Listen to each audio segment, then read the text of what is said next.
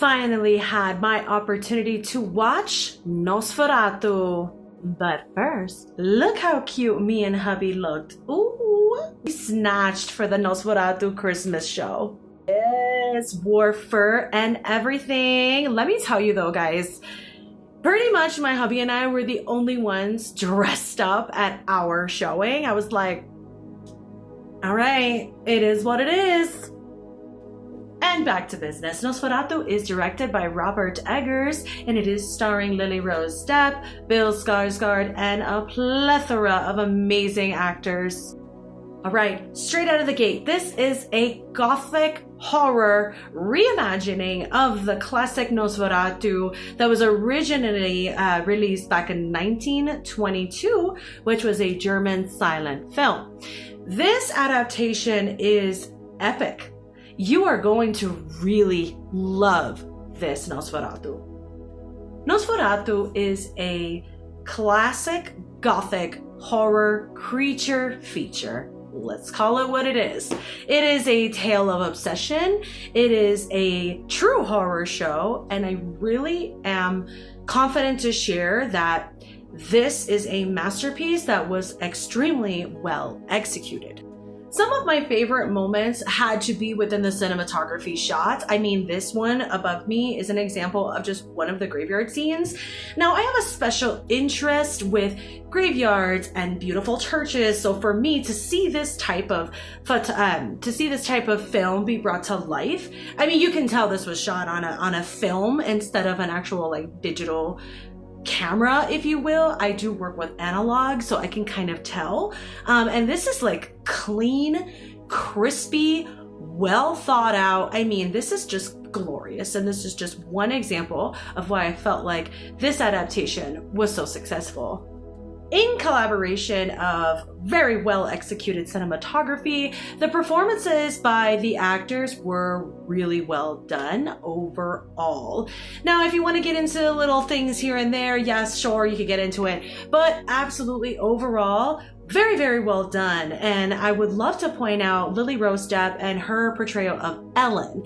So Ellen's character is simultaneously the problem and the solution in this masterwork. Now, why am I calling it a masterwork and mentioning the problem and the solution? If you look at Renaissance historical painters, let's think about Caravaggio for just 1 second. It is very common to see both the problem and then the solution presented in these masterworks. Thus, these old folks becoming the masters of their craft. And that's why I'm kind of giving a nod here to Robert as being a master of his craft, because he presents to us Ellen as the problem and then the solution in this film, which is so iconic.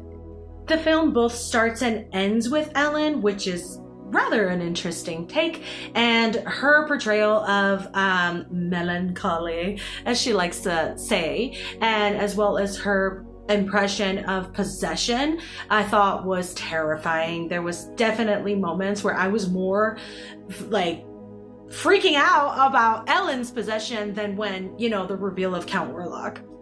On the subject of the Count, I thought his performance was probably one of the better performances of his career, Bill Skarsgård, because you literally cannot even recognize this creature. Now, I don't want to give too much away because, you gotta see it, but there was a lot of controversy on the internet about his look and how he was like, the Count was just not what people expected. And I have to say, I completely disagree. I actually expected him to look something along the lines of Vlad the Impaler, who is above me. And it kind of makes sense with the time frame. It kind of makes sense with, how old this character would be. So I thought the perspective of the Count representing an ancient nobleman of this sort was absolutely appropriate. So I really loved that. I thought it was horrifying, and I thought it was spot on for the era, since it is taking place in the late 1800s. Overall, I would say that this is a very enjoyable holiday horror to watch, right? So it is very, very enjoyable.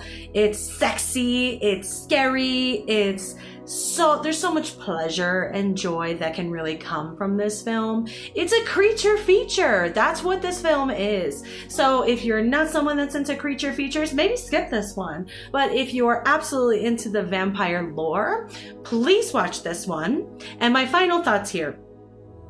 I thought this movie was amazing. It really was amazing. I was happy to watch it. I was excited to see it in the theater, really getting that immersive experience. I really loved the dialogue. I thought it was appropriate. There was some funny lines here and there, and I would watch it again, absolutely. Now the question does become, is this the best horror film of the year of 2024?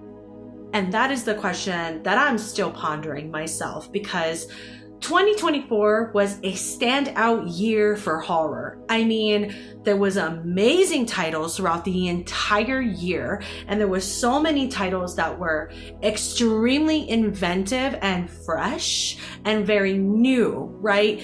So to classify Nosferatu as the 2024 best horror of the year, I don't think that it fits the bill. I know, probably, maybe that's going to be an unpopular opinion, but I just don't think that it quite hit the top of the year for me.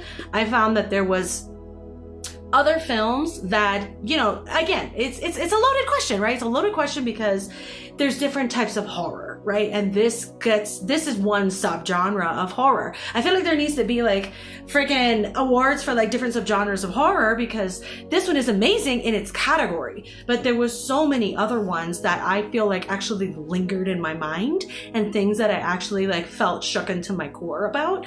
Unfortunately, Nosferatu was not one of them. I don't find vampires to be that terrifying, obviously because I've never encountered one, I think is the idea. But there was a lot of other films out there that I feel like, in terms of being creative, in terms of being inventive, in terms of being original, I think that and cinematography, music, dialogue, like there's so many things that would categorize the best horror film of the year. And I wouldn't say that Nosferatu is the best horror. Is it top 3? Arguably, yeah. Yeah, it is. So if you have seen this, let me know what you think. Did you think that it fits the bill for best horror category of 2024? Let me know what you think, and see you next time.